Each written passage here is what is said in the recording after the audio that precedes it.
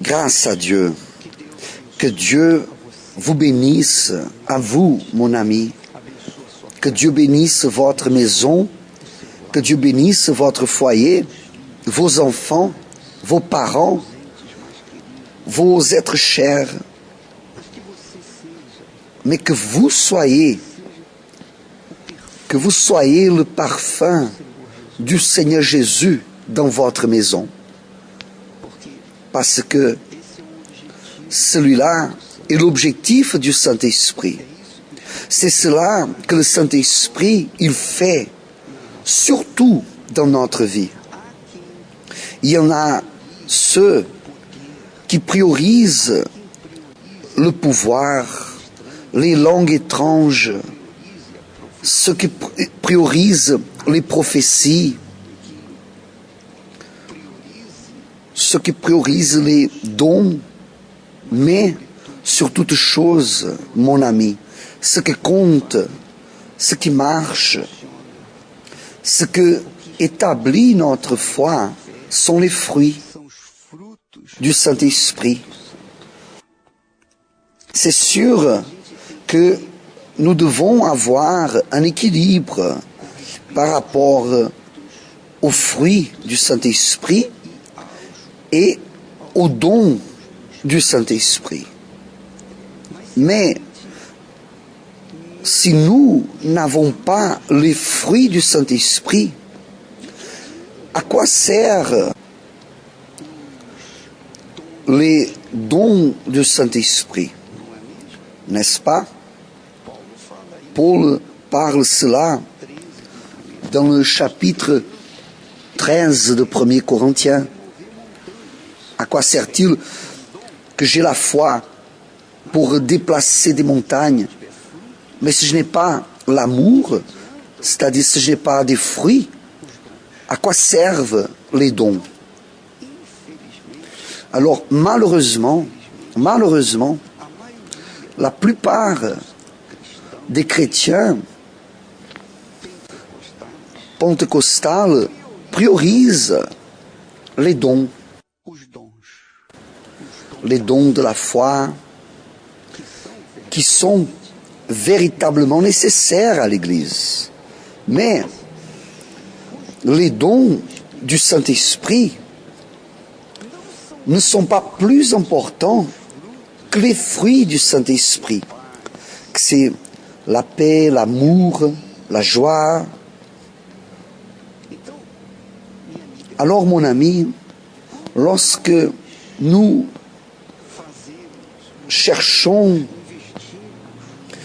investissons notre vie pour recevoir le Saint-Esprit, nous sommes en réalité en train d'investir dans notre vie sur l'autel. Nous donnons priorité à l'autel parce que l'autel représente l'Esprit de Dieu, le Saint-Esprit. Et c'est dans l'autel que notre vie, elle est restaurée, réparée. C'est dans l'autel que nous résoudrons les problèmes de notre vie. C'est dans l'autel que nous atteignons le salut, surtout. Jésus l'a dit, à quoi sert à l'homme de gagner le monde entier et perdre son âme? Alors, à quoi sert d'investir dans les conquêtes matérielles si nous laissons de côté la conquête de notre propre âme, le salut de notre propre âme? Très bien, le Saint-Esprit, il ne vient pas pour que nous nous limitons à conquérir du pouvoir sur l'enfer, sur le diable et ses démons. Il vient surtout pour établir le royaume de son Fils Jésus à l'intérieur de nos cœurs, pour que nous puissions alors être le reflet de sa gloire dans ce monde, pour que nous puissions exhaler son arôme où qu'on aille.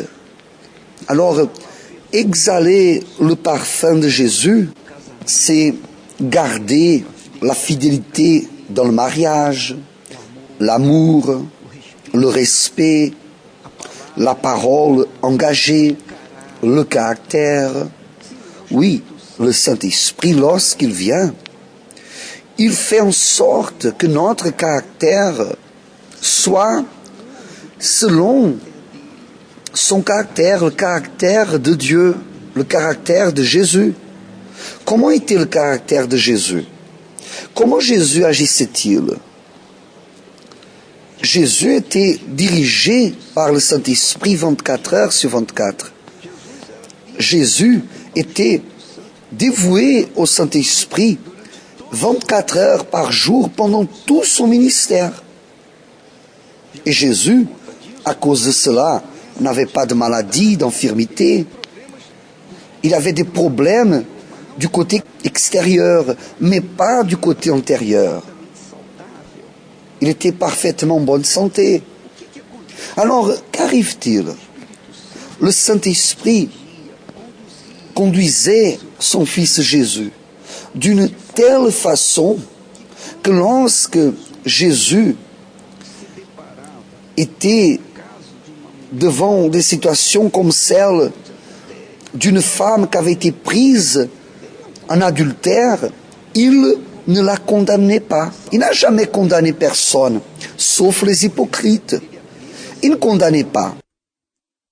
Alors, lorsque on a amené la femme qui avait été prise en adultère devant lui, qu'est-ce qu'il a manifesté?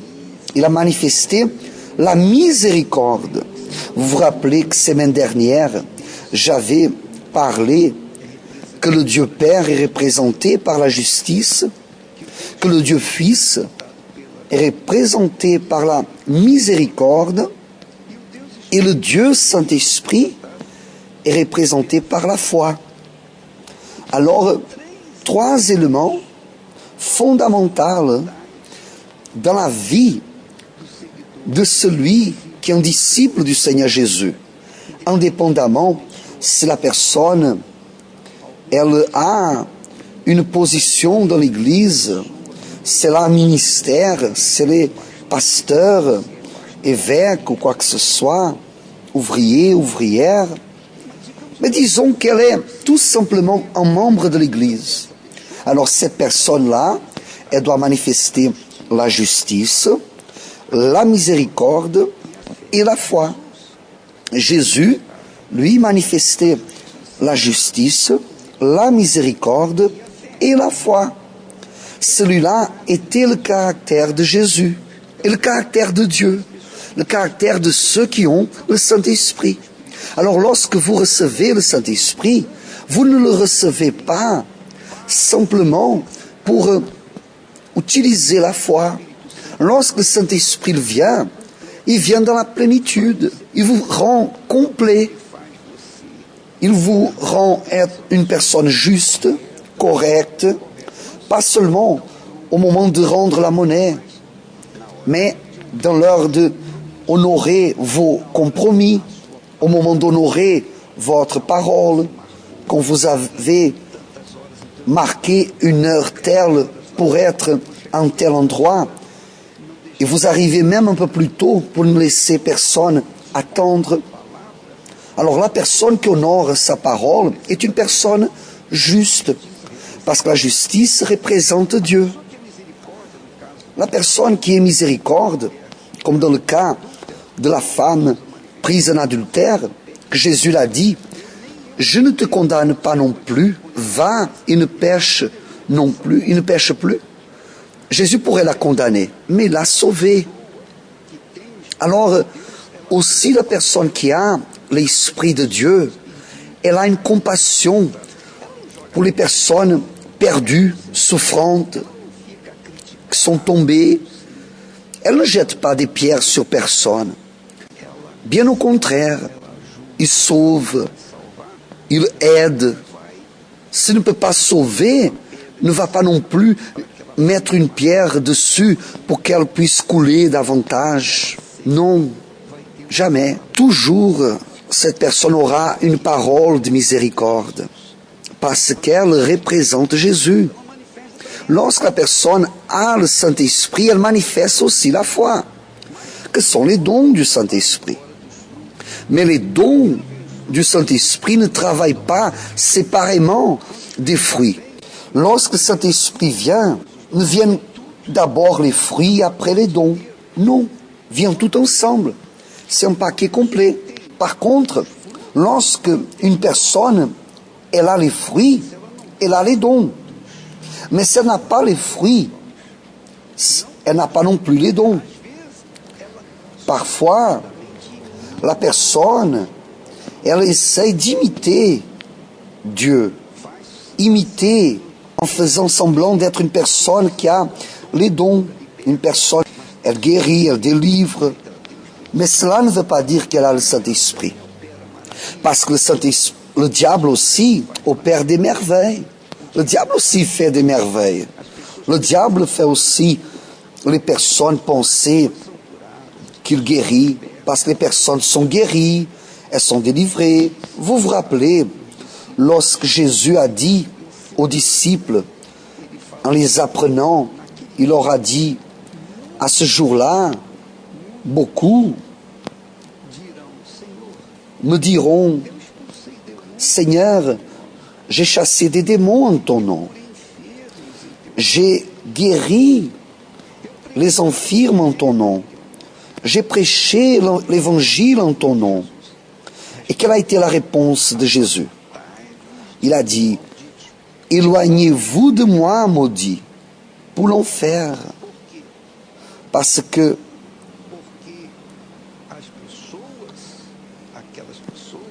ces personnes-là guérissaient, délivraient, prêchaient l'évangile, mais vivaient dans l'iniquité. Alors c'est cela que vous devez comprendre, mon ami. Vous devez comprendre cela. Ne soyez pas dans l'illusion à cause des miracles que quelqu'un fasse. Ne vous trompez pas, parce que les esprits trompeurs, ils utilisent ses serviteurs pour que les personnes pensent que ces serviteurs sont de Dieu, pour que ces serviteurs, entre guillemets, fassent en sorte que ces personnes restent dans l'illusion de la foi.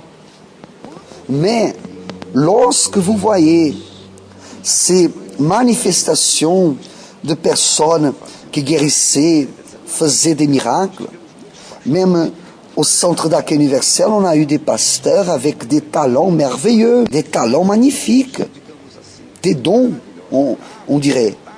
Ils guérissaient, ils délivraient, mais après, ces mêmes personnes ont été prises en adultère, ou en vol, ou dans le mensonge, en trompant les personnes. Bien sûr qu'ils ont été expulsés immédiatement. Parce qu'au centre d'accueil universel, on n'accepte pas que la personne elle ait les dons sans les fruits. Car lorsque le Saint-Esprit vient, il donne les dons et les fruits. Il donne les deux en même temps. Toutefois, les personnes, parfois, elles pensent qu'à cause du pouvoir de la foi, des dons qu'elle a, elle pense être remplie du Saint-Esprit. Mais elle n'est pas. Parce que ce fait que Jésus a parlé, éloignez-vous de moi, maudit pour l'enfer, vous qui pratiquez l'iniquité, Une personne qui a le Saint-Esprit, elle vit dans la justice. Et la justice n'est pas en accord avec l'iniquité. La justice n'est pas en accord avec l'infidélité conjugale. La justice de Dieu n'est pas en accord avec le vol, le mensonge, un mauvais caractère. Jamais. La justice de Dieu, elle est en accord avec les personnes qui cherchent une vie droite, une vie correcte, une vie qui plaise à Dieu. Parfois, la personne, elle vit dans la promiscuité, mais elle vit comme ça à cause, pour pouvoir survivre. Rien ne justifie cela, mais au fond d'elle-même, elle porte une prière. Je ne veux plus cette vie de prostitution, je veux plus cette vie d'addiction, je veux sortir de cela. Lorsque la personne elle est sincère, déchire son cœur, et elle parle, mon Dieu, j'ai besoin d'aide, je veux plus vivre comme cela. C'est-à-dire, cette personne, elle vit dans le péché, mais elle veut ce qui est juste, elle veut vivre dans la justice. Alors pour ces personnes-là, Dieu manifeste miséricorde, Dieu les sauve. Mais pour les personnes qui connaissent la vérité et qui demeurent dans le mensonge, dans la prostitution, dans l'adultère, dans la tromperie, change de mari, change de femme, comme on change de vêtements. Alors ces personnes-là qui connaissent la vérité mais pratiquent l'iniquité, le mensonge, ces personnes, elles sont appelées d'hypocrites. Elles n'ont pas de salut. Il n'y a pas de salut pour elles, sauf si elles se convertissent de leur mauvais chemin et changent leurs mauvaises habitudes. Celle-là est la réalité. Et le Saint-Esprit, il opère aussi dans la vie de ceux que réellement veulent, dans la vie de ceux qui sont réellement disposés. Mais si la personne ne manifeste pas sa disposition, alors il n'y a pas de salut pour elle. Ami, lorsque le Saint-Esprit, il vient, il fait la personne être complète. D'abord, elle est juste, elle est correcte, elle est fidèle, elle est vraie, elle honore sa parole engagée, elle est une personne qui honore ses paiements.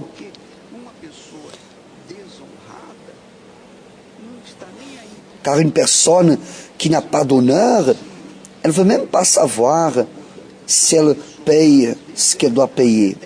Mais la personne qui est honorée, parfois elle a des dettes à cause de la situation difficile qu'elle vit.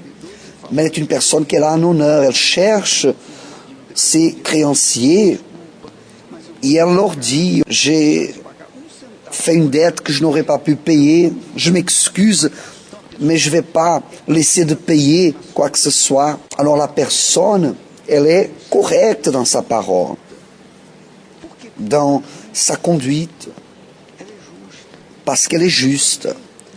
Elle est juste. Et elle aussi manifeste la miséricorde, parce qu'elle ne vit pas à condamner les autres personnes. Car si nous condamnons, nous serons aussi condamnés. Si nous pardonnons, nous serons aussi pardonnés.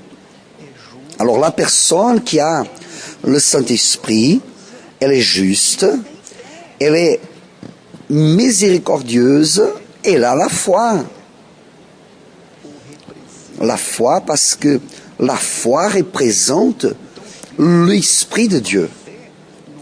Alors l'Esprit de Dieu, et quand je parle foi, c'est pas seulement par rapport au don du Saint-Esprit, comme la guérison, la délivrance, etc. En plus de cela, sur tout ça, il y a son comportement moral, sa parole honorée, elle est juste, c'est une personne correcte, un caractère bon, un caractère propre. Alors mon ami, ce que Dieu veut, c'est que ses enfants, son peuple, manifestent sa gloire dans ce monde, à travers la justice, à travers la miséricorde et à travers la foi. Ce qu'il veut, en d'autres mots, c'est que nous honorions notre parole, que nous soyons corrects, que nous ayons miséricorde, compassion des personnes qui souffrent, qui gémissent, et que nous soyons aussi des personnes de foi et que étendions les mains pour ceux qui sont tombés. Alors, mon cher ami, Dieu veut vous utiliser. Dieu veut que vous soyez le parfum de son Fils Jésus dans votre maison. Que vous puissiez exhaler le parfum de Jésus. C'est ce qu'il veut. Que nous exhalions son parfum à lui. Où qu'on aille, soit dans notre vie, dans notre comportement, en tous les sens, mais surtout à l'intérieur de la maison. Parce que c'est très facile d'avoir un beau comportement dehors de la maison, mais à l'intérieur de la maison, être quelqu'un méchant. Ça arrive souvent.